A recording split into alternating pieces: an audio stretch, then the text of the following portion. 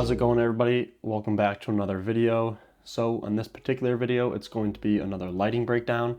So for these scenes, it was shot in my apartment, which is a particular small space with not the highest ceilings, so I'm working with limited room.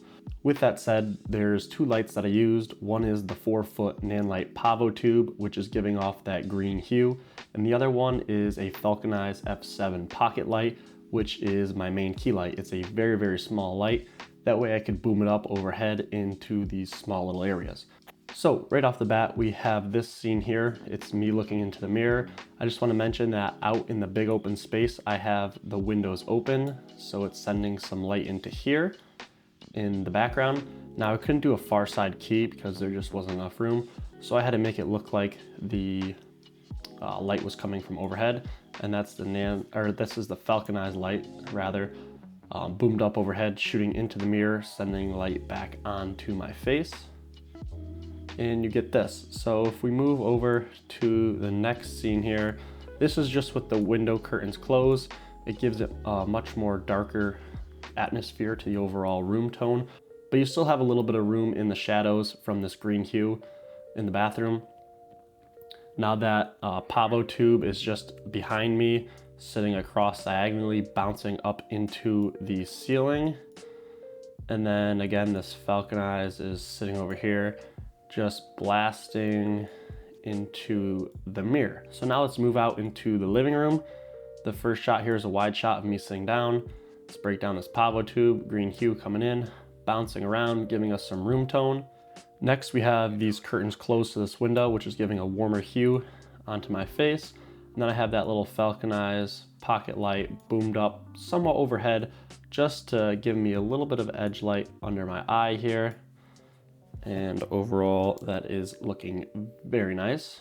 And it just has a smooth roll off across my shirt from the window, but on my face, it's actually a pretty harsh contrast. So when we move in for that close-up, we see that it rolls off a little nicer from left to right on the frame.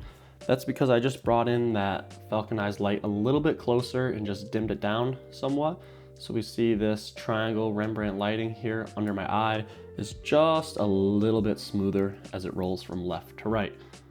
Overall, very nice shot. Again, you can still see the windows in here. That way it's some motivating light. That way you know where it's coming from.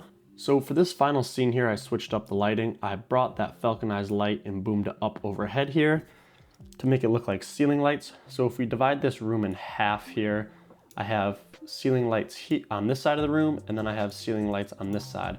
So I turned them off on this side of the room, and I have them on a dimmer switch up on the ceiling. So I turned the actual room lights on this side and just dim them down all the way, just so it looks like there's some ceiling lights coming from this side as well. So it's a little more natural. And then, so this whole pocket of light just spills down like this. And then we have a small pocket of light over here, and it just looks very natural. It's somewhat like a movie theater setup. And again, this same light back here, and the sun kind of went down a little bit over here, so these windows aren't as bright.